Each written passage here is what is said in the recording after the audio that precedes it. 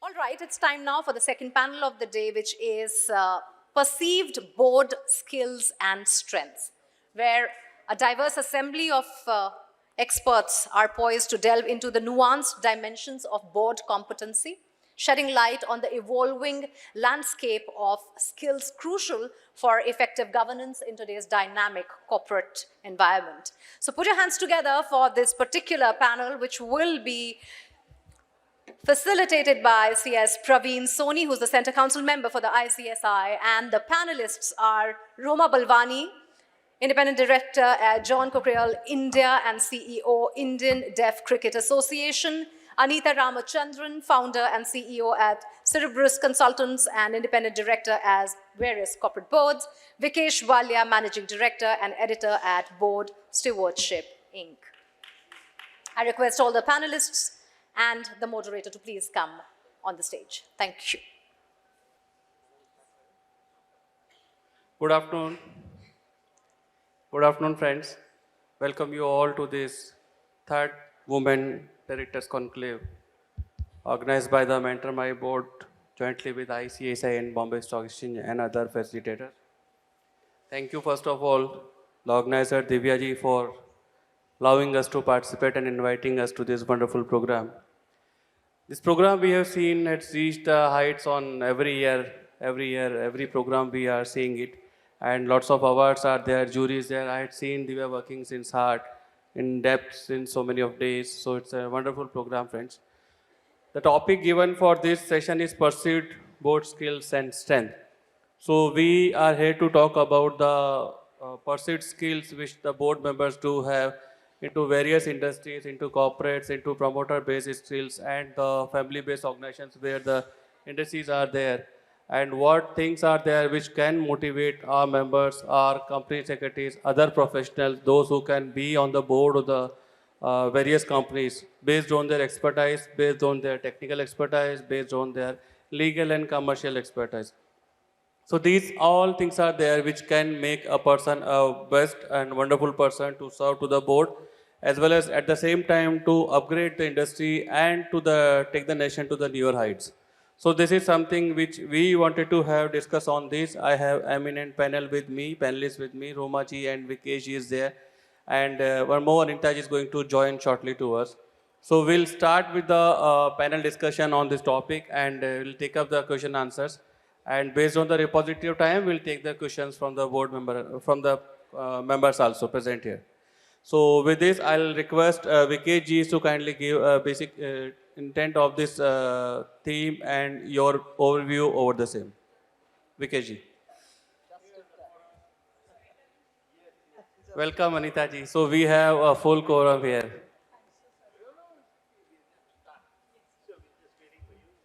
Yeah. Well, I don't know how Divya calculated this day, how Mentor My Board, Neha Shah calculated this day to be today, when we have the stock market at its peak, $4 trillion, $4 trillion. I don't know if they knew this in advance, that is going to happen on this day. $4 trillion of market capitalization is also very close to the $4 trillion of GDP. It's not far away. It's going to happen soon. What does this mean for the people sitting in this room?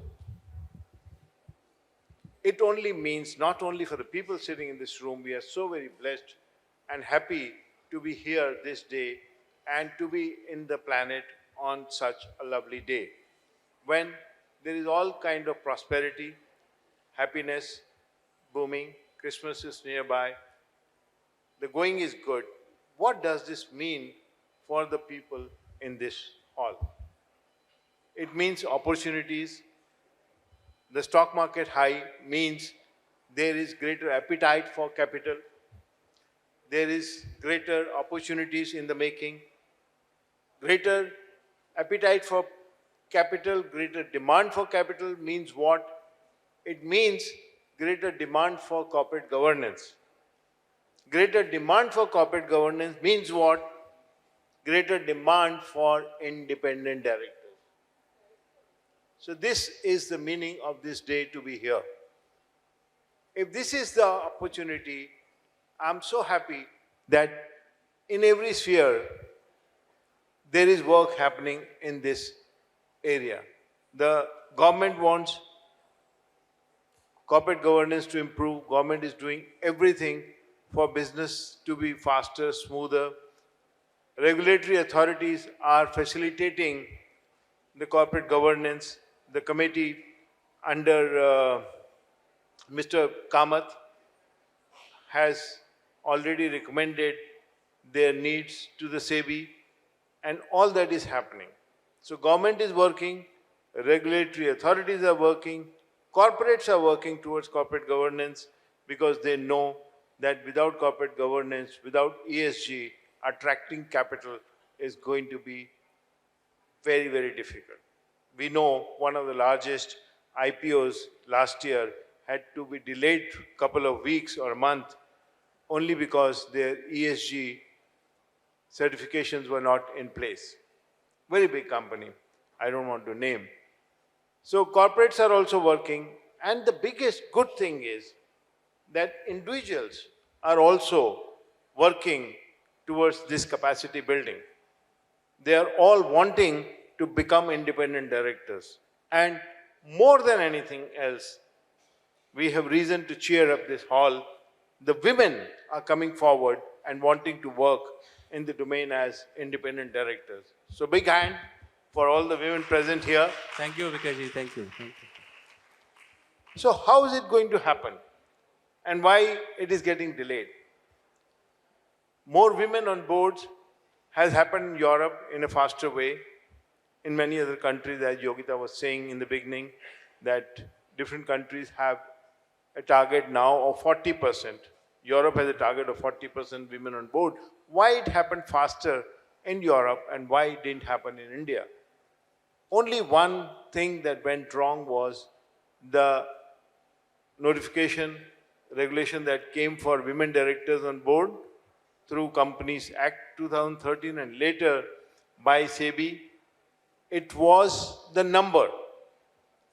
Had it been in percentage, this would have been much bigger number today. Because they said there should be one woman director on the board and every company just ended up having only one. Now that's not fair.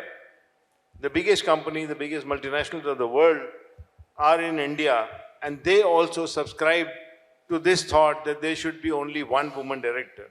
I don't want to name any of the companies, but the biggest company, the biggest consumer product company of America has been in India for so many years, for 2 decades, 3 decades. They had not even have one woman director, but half a woman director, one woman director on 2 of their company boards. So had it not been for this Companies Act mandate that there should be a one woman director, imagine even this would not have been possible. Where we went wrong was only in terms of giving it a number, not a percentage. It should have been 10% of the board, it should have been 25% of the board. Today, the mandate has to change. It has to become 25% or 30% to begin with. And then gradually head towards that percentage of 50%, then only the numbers will change. Then only scenario will change.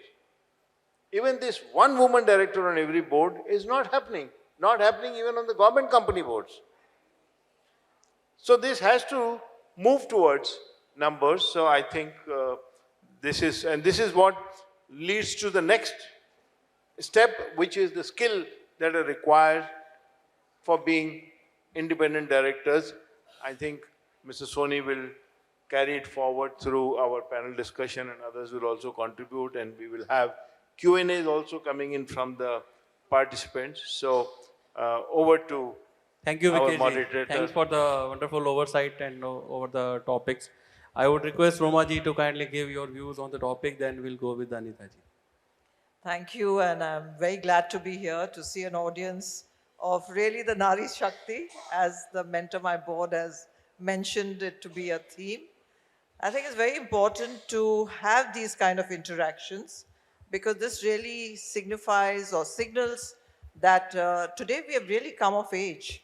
I know when I got into a board position about 10 years back, it was not so often that you saw professionals coming on boards. And I came on a board of a manufacturing company because I had a background of manufacturing, which brings us to the fact that what are the perceived strengths, what are the skills, and what is mandatory required. I'm sure all of you all must have gone through some of these training programs which are very relevant today for not just women directors, but for all of us to ensure that we are following the right protocol of board proceedings, whether they are listed companies, unlisted companies. I think today we have come of age that we are very particular because of the SEBI regulations that we follow that protocol. And I think all of you all must make sure that that is absolutely the backbone of any organization's board, which needs to function efficiently.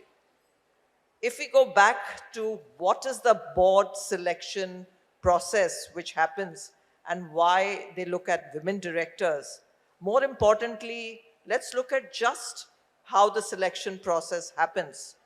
They are looking at individuals who as a group can come together and offer really specialized services like their knowledge, their skill and expertise, which will bring a lot of success to the operations of any organization. I think if we have that mindset, and women actually have a lot of that positive mindset which they have with the passion to really deliver these kind of growth stories on the board. And I'm looking forward to many more of y'all in that particular aspect of being with the board. More importantly, you see that today in the public sector or public companies, the boards are really male dominated. Because she just mentioned that we don't have many women on those boards. I think more important is what is it that we bring to the table. These boards are basically self-regulated. They are answerable to the shareholder who nominates them, and they're accountable over there. But today's scenarios have changed. The transformation that has happened at the board level because of the external situations that not only our country, the world is facing, whether it is regulatory situations, whether it is external situations. Today we hear about cyber attacks, we hear about disasters happening. We've just gone through a pandemic. So all these things really create a perceived skill that you need to have. And to my mind, women are basically curious. They definitely have that passion, and they are courageous. I think that courage that you all have, I'd like to salute all of you all, that the courage that you all have, I think that will be one of the biggest skills that will take you forward. I think I'll stop at this and we'll go forward. Thank you, Anita ji. I echo with your words actually, because the way the corporate governance and the compliances has been grown, it's tremendous and remarkable for the whole world, I can say. Because last week I was there with my colleague Rajesh to visit of UAE, and in Dubai we met various industries, and they are still matching and trying to reach to the levels of the India, and they would take at least decades to reach there. Because the corporate law compliances there is very low, very easy, but now they are thinking of RPT, related parties, transactions, arm's length and all that, because they are from the rich families and king's families, and they are distributing the funds to themselves only. So now they are coming to the compliance part, and they are looking towards India to help them out.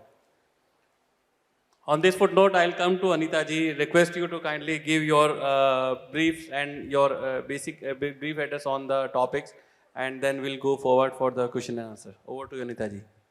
Thank you very much. And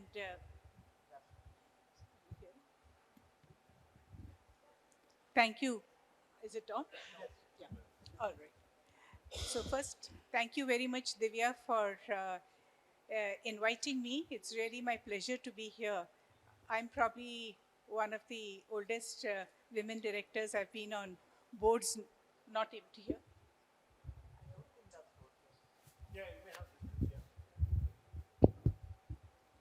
Okay. Is it working? No.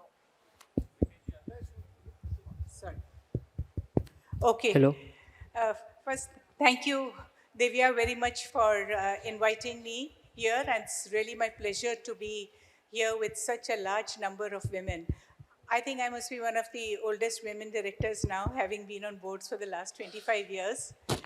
And I want to say, in response to what you said, that, it's very nice to see having seen and been on boards for the last 25 years, the big change that I see was initially, really women were probably thought as a decorative addition to the board, frankly. I mean, I joined boards before the legislation, and that was really because of having worked in a professional firm for a long time. But the fact is that I saw um, many boards where, even promoter boards, you had promoter family member, women, and I saw that as being decorative. What I see having changed, is that actually people do take women quite seriously. And it's all the work that has happened, I would say, in terms of gender, of DEI, all of that that has added to it. But I think two very important things have also added to this. First, we are beginning to see a lot more women in the financial profession.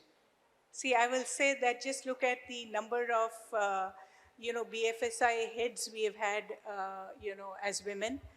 The number of women who come, even the stock market, capital markets, etc. So there is a lot more women available who have financial and legal knowledge, which, Roma alluded to as, important in compliance. But I also see a lot more women in professional firms, etc. And therefore, I think that has definitely, added to much greater acceptance at the board level. I want to just in introduction just say that I think when we think about what skills do we need in a board, it is same for men and women actually, because I think, I have championed the cause of women really all my life. As many of you know, I have run HR consulting firm for, 30 years almost, with an almost all women complement, much before all this legislation came, because I believe that unless women on your own competence and the fact that you say that you're as competent as men, you will never be taken seriously unless you think that way. So I think what all of these quotas do is they give us the opportunity. But to make something of that opportunity has to really be the competence that you yourself, develop. So I think that while there are many skills that women, need, and, Roma alluded to some of the inherent skills, I would just say it's very important that to be on a board, you develop a keen understanding of business and business skills. I don't say that everyone can have business acumen, but you have to have a deep understanding of business if you have to contribute to the discussions. I think, functional knowledge and expertise is one part, but to have that understanding, to take a total strategic view and an overall view, because that is what is one of the important things that is required. I think there are many other, aspects just in terms of how do you articulate, how do you communicate, and how are you able to make your point of view heard, which means you must have a point of view first. And I think many times women are hesitant to have an independent point of view. By nature, we are kind of listening to someone else, and we have to get over that and say that I have a point of view, and I'm, going to be able to articulate that point of view in a nice manner. I don't always say in an assertive manner, but you must be able to carry your own. I'd like to stop here because I'm sure we will discuss this further. Thank you, Anita ji. When you say it's about the oldest woman director on this forum, I should say it's an experienced woman director on this forum. And at the same time, when you say that women's into the financial business and financial literacy and financial education area sector, I go to Rajasthan, it says women will never do the do duni char, they'll do do duni 5. Or it's a 1 or 111. So that the financial literacy is always there with the women, I would say, and they are best person to manage the home and family. So with this note, I'll come on the question and answer sessions for this so that we can have more and more questions. Romaji, I'll come to you first on this question.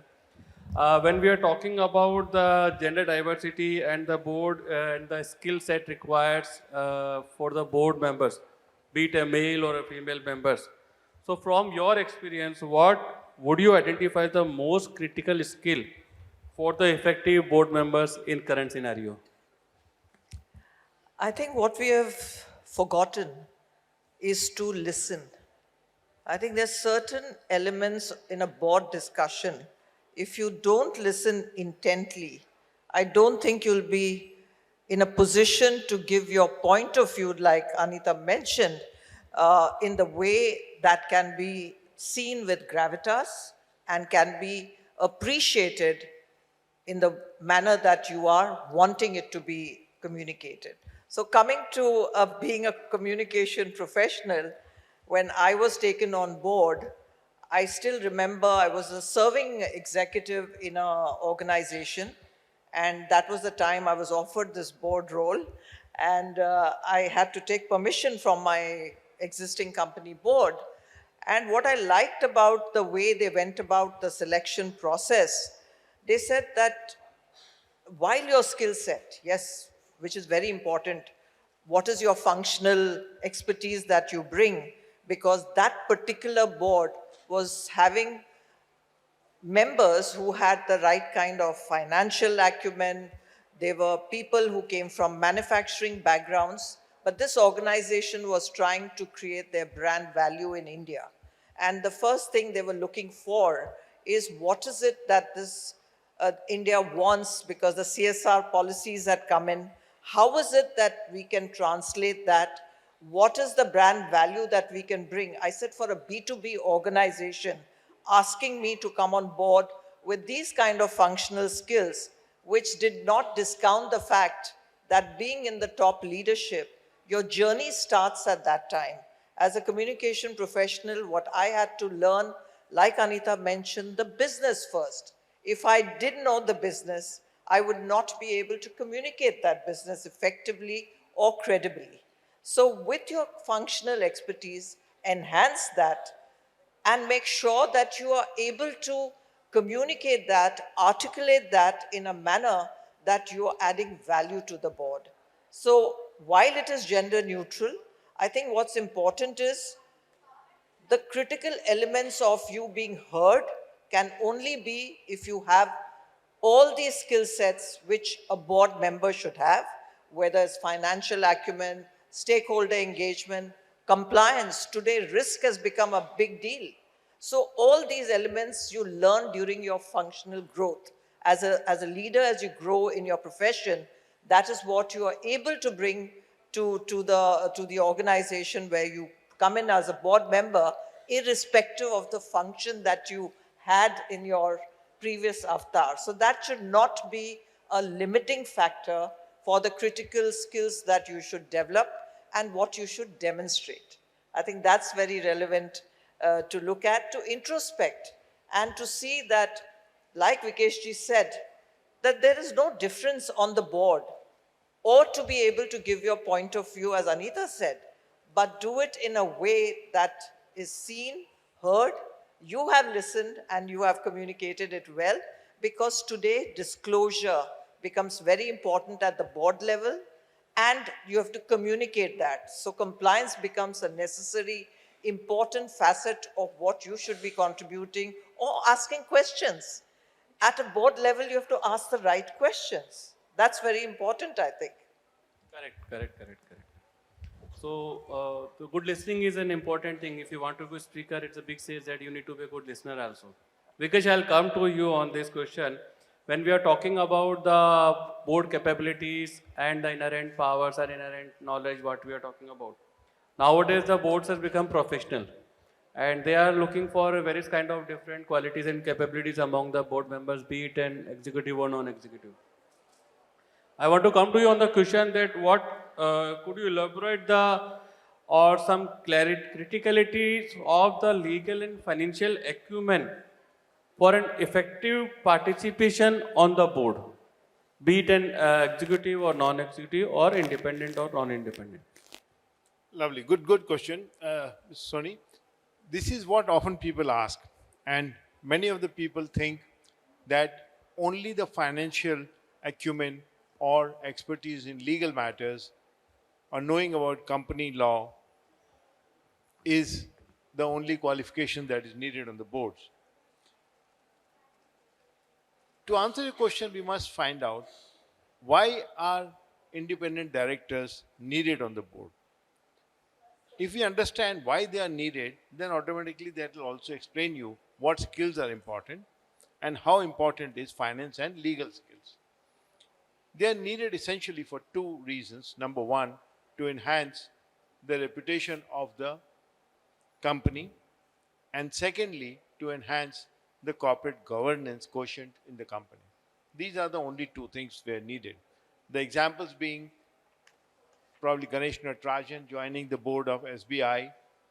Overnight, the reputation of the company changes.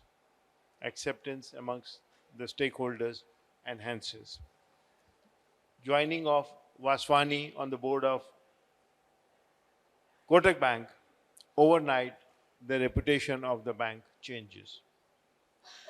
So, those are the things which are needed. Then comes the corporate governance. How to enhance the corporate governance quotient within the company. How to serve to all the stakeholders well. Finance is definitely a very important aspect, but that is not every independent director is not expected to contribute only to the finance. There are various departments in companies where you join. You need different functional expertise. Within the board also there are departments known as committees. So find your fitness for those committees. Everyone is not meant for audit committee. Only 3 are required. It has to have the majority of independent directors. The chairperson also has to be independent director, and that is not meant for everyone. There are other opportunities like stakeholder relations, like NRC, like CSR. Majority of the committees have very little, not very little, but yeah, lesser component of finance and legal aspects. So, Vikesh, my question is, would you like to suggest some steps which the people should take to improve their understanding about the legal or the financial aspects, as well as to complete their board responsibilities? Well, it is not as much needed. Don't force these two on yourself if you are not good at it, if you don't like it. Do what you are good at it. You would be required on the board if you are running a company like, say, TCS, which is a company of lakhs of people, millions of people. What is most needed there? It is the people skill. So don't force. Finance knowledge is important, but that is not the only knowledge which is needed on the boards. So don't force independent directorship overall upon yourself. Do not force a subject which you are not good at or you are not comfortable with. So have your expertise in other areas and contribute to the board. You would be required, you would be invited on many boards where these skills are important and related. So Coke requires stakeholder relations, environment is becoming such a critical issue today. So I agree with you, they are important skills, but they are not the only skills. That is what I wanted to make the point. I just want to add to Yeah, please, what you please. said because this was really good. See, I just want to tell you that, I am, the chairperson of 8 NRCs, right? Now, I come from a human resources background, and I can just tell you that, over the last 20 years, I have seen actually, even in the board agenda, talent is always the second one after finance that we are always talking about. And there are many, issues, whether it is, having the right leaders in the place, whether, there's attrition, you saw what is happening in COVID. You know, I'm also, chair of, CSR committees in 6 of the companies. And again, I will say that the entire thing, a lot of CSR committees today also handle ESG. And a lot of companies really have to have a lot of focus on ESG, as you said before. You know, I'm on some companies which are strong marketing companies, Nika, for example. We have got 4 women actually on the board. And the thing is, we have people who are actually strong marketing background. Roma here, as she said, is a communication background. Why I'm giving you these examples are, see, you may start from a functional area. What you need, is a appreciation and understanding of business. And I think that the moment you say that, basic understanding of financials, intrinsically, I'll say we all manage our house budgets. Just take it to many scale, you will understand what it is. Really, I mean, when you say, because I think if you have a common sense approach and a strong sense of right and wrong, I think there's values of right and wrong.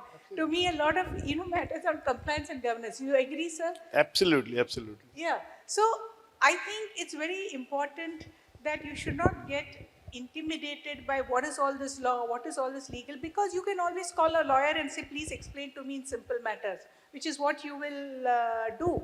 Sometimes there are very complex financial transactions. And I will just give an example. I was on the Kotak Life Insurance Board for 10 years. When I had to join the board, life insurance is a complex and a different subject. And Uday Kotak said to me that don't worry, I will have my people educate you. And I will say that the company on its side, had the CFO and company secretary, not just at the beginning at induction, but before every board meeting, come and, spend 2-3 hours and explain, because, the way I have a finance background by my initial qualification, but still, how do you calculate embedded value, etc. in insurance is a very different topic. And how that would happen, they would explain to me every time. Now, as I said to you, I've spent so many years in professional services firms and 25 years working on various boards. So, of course, over the years, I've picked up a lot of financial knowledge. And what I'm saying is, you must have a mind to learn.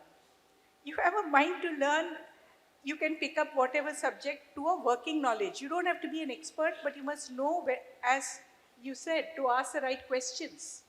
And, to also know when to call the experts and say, hey, I don't understand, please explain it to me. I just wanted to add to, what you said too. Correct, Anita. I think that hand-holding is a must thing which is required, and rest, Romaji says, we are courageous. So I'll come to your question, Romaji, on this perceived skills. When we are talking about the perceived skills and actual skills, or what are the expected skills, these all things are there where we are struggling between the board, be it member into the, again, as an executive or non-executive, I wanted to say.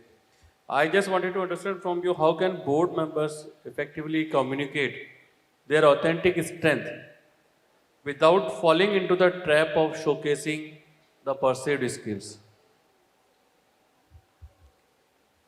So, first thing, I think,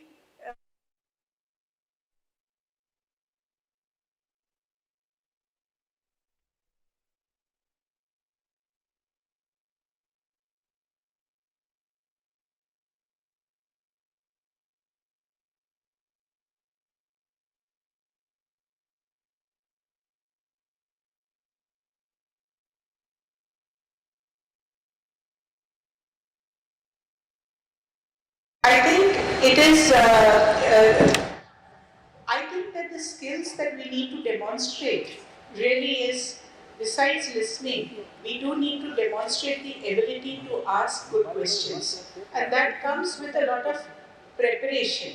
I mean, you have to go through board papers, you have to keep and read, about the industry, about the subject, all the companies whose boards I'm on. I actually, track their competitors. I read every single, thing on that domain, etc. Because you have to improve your own domain knowledge and your understanding of their challenges. I very often, off the board meetings, call for senior management team members and I discuss with them, because I'm just giving this an example of how do you improve your ability to ask good questions. is by making yourselves more familiar. I think that's very important. The other skill I will really, highlight is about being able to, you know, discuss means participate in a meaningful manner. And participating in a meaningful manner, as I said even before, see, you have to have a point of view, not just asking questions, because the other side is also looking to get something from you as a board member and some guidance. So you have to be able to express, a point of view. You have to be willing for people to challenge and say you're not right, and listen. I think the one thing we should not also think that, oh, because I'm the board, I have arrived and, I can just throw my weight, right? You have to remember that the management team members are today very accomplished. In fact, they are more current, they work in a more challenging environment. So I think you have to be able to take their response and criticism in a positive manner and look at a discussion as a discussion amongst equals. Any anecdotes you want to share from the board skills? Any? Any anecdotes? So, I will talk about, two situations without naming companies. So, one of our boards, there was, a proposal to, say that, we should pay interim dividends. And actually, the company had not made such great profits. But we wanted to give interim dividends because the promoter felt, well, the market will feel good. Otherwise, they will feel that maybe our results are a bit low this time. And, there will be. And obviously, in a board, you've got independent directors. You've also got, let me say, promoter, seat directors. We had institutional directors as well. And obviously, very, very different views from all the three. Now, I think we had a really heated discussion because obviously a lot of the institutional directors also felt that, no, what's a signal to give to the market? It's quite okay. But amongst the independent directors, we had people who would take, let me say, a legal technical view and say, yes, you can give, it's fine, we are not crossing the board. And there were others who felt that should we actually be giving a signal to the market when we may not be doing. Now, why I gave that example is, this is really an example of saying sometimes you can talk on the technicalities and legalities, and sometimes you can talk with, what's the overall message I want to give of authenticity as a company. And you can also have a very different view from a promoter because he has a completely different point of view. So I think, how do you sometimes negotiate and conduct? I very often end up in the situation of being the person to mediate that compromise between various groups. I think that just is comes natural to HR folks. But I would say these are some of the interesting and challenging discussions that have happened. I will give a totally different example that I've been on company boards where we are extremely demanding of performance, and sometimes the management team is being, I will say, ripped apart by the directors for saying that you have not achieved performance and so on. And then where is the balance of the other directors? Do you watch that going on, and how far? And those are instances when you have to decide, your own position to say. Like, I have called a stop sometimes to saying that, fine, we have beaten management enough now. Now let's be constructive and say, what are we going to give them in terms of guidance to help? Because it's easy to ask 20 questions and say why you failed. Do we have some 5 suggestions to say, how am I going to improve? So you must, know the balance. So I just, mention these. Thank you. Romaji, I'll come to you on the question when we are discussing about the gender diversifications or the reservations on the board. Though on this platform we have 50%, don't know for men's or women's. But I am talking about the gender diversity or gender biasness when we are looking at the board levels and the growth comes into the impediment of it. So, have you observed any instances where gender related bias instances or assessment or recognitions of skills in the aspiring women directors are there? Well, this is interesting. Yes, there is an unconscious bias. That is something which we women face. First, we need to address that unconscious bias because maybe we are triggered from the fact that we are not sure of what we can contribute. In our work-life balance of family, our careers, we're not sure how our career advancement will happen during our course of our career. That's when we start questioning ourselves and we don't want to really get to our true potential. I think that is a limiting factor. When I said courage, I also meant that please do not have an unconscious bias for yourself, first of all, because on a board, you're equal to the others, but why are you limiting yourself with this bias? Bias comes in many forms. It is one within.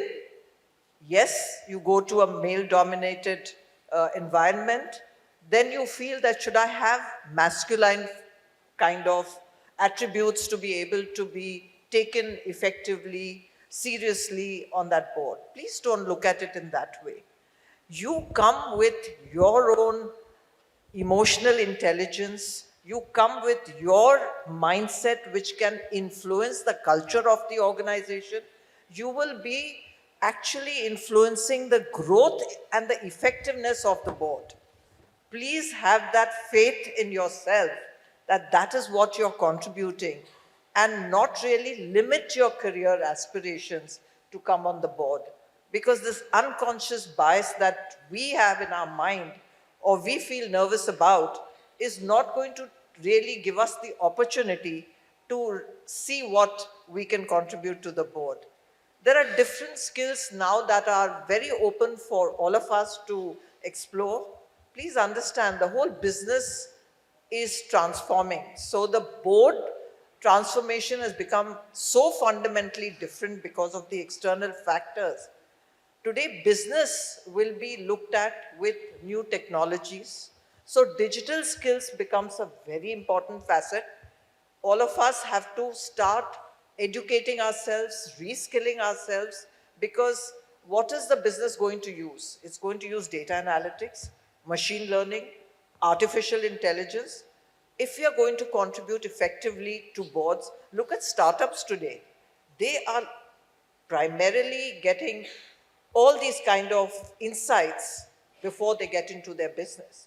And all of us can contribute very effectively over there. The second thing which I'm driving in my own board is ESG. Like Anita mentioned, business performance, that's important. So in the audit committee, one of the board members said, we can talk about ESG later. I said, no, we have to bring it to the forefront. Let us talk ESG. Let us see how this organization can benefit of the good things that we are doing. How can we communicate that? And how can we package it better? So communication does play a role, Correct. but no greenwashing a board will accept. Yes. You have to have an entire process which we have started. So what we are trying to do, we are having a subset of the CSR committee, which will now have ESG as a subset, so that you have focus on that committee. You look at it with a different lens, because HSC teams say, but we are doing environment. Don't work in silos anymore. Responsible business needs all these to come together, collaborate, and women directors can really be the catalyst of change in that manner. Thank you. Thank you. We are running, I think, reaching to the time for this session. And I'd like to have this last question, Vikesh, from you, just a crispy answer from your side. How can the platforms like this Mentor My Board specifically aid in preparing women directors for challenging the boardroom responsibilities? A very crispy answer, please. Well, it is basically the board-related skills which should be taken care of. So the board skills are different than the executive skills. The non-executive role and executive role, these are two different roles. In executive role, we have been directing. In non-executive roles, we have to influence. In executive roles, many times we compromise on emotional aspects. Emotional intelligence at board level is far more important. Collaboration is much more important. It is not competitiveness. While we are in the executive roles, we compete with our peers, with our uh, other departments and functions. But in the board, it is not about competitiveness, it is about collaboration. So these skills and references, how to reach out for board opportunities, these are the areas where Mentor My Board can contribute a lot, and people can expect. I think Divya and Neha, they are very well experienced on these issues. They have built Mentor My Board as an exemplary organization which is having, this all filled because of them. I'm sure they will be doing much more on this. Thank you, Vikesh. May I Thank just you. add one last this thing, Yeah, because please. I think, organizations like Mentor My Board, I think two things you can do very much. A lot of women, I see here, aspirationally would like to be on boards. See, I think how to, network and how to be visible is actually the two, biggest issues that women have. I think by just providing a forum, more often for women to network and build that confidence to network and see that we are not only women but also a large number of men into that forum. Let women present on various topics so that they can get visibility. And I think providing that opportunity will help people both build skills and get that visibility. I think it's wonderful to see that so many women are out here, but I think that would be good. I think, thank you so much for wonderful suggestions. Now, let me tell you, when you speak about networking, I think, that is what today's session or today's conclave is all about. Creating a platform for women to come out and speak and interact and network. And I'll tell you, when we circulated the emails to a lot of companies, one person emailed back to us and said that this is a women directors conclave. I am a man. Why are you sending it to us? And my reply to that person was that when you're talking of inclusivity, when women talk about inclusivity, that, when there is a men's circle, women should be there. And when there is a women's circle being created, of course, men should be there. So I think that is something, over a period, I'm really happy to see the change, which we are able to drive. Thank you so much. And amazing insights. Thank you so much, everyone. Over Thank to you, you, Divya. Mukta. Thank you for being in guest speakers Thank at a you. sudden and giving insight on the topic. Thanks to all the panelists, Roma ji, Anita ji, Vikesh ji, for a wonderful discussion. Over to you, madam. Thank you.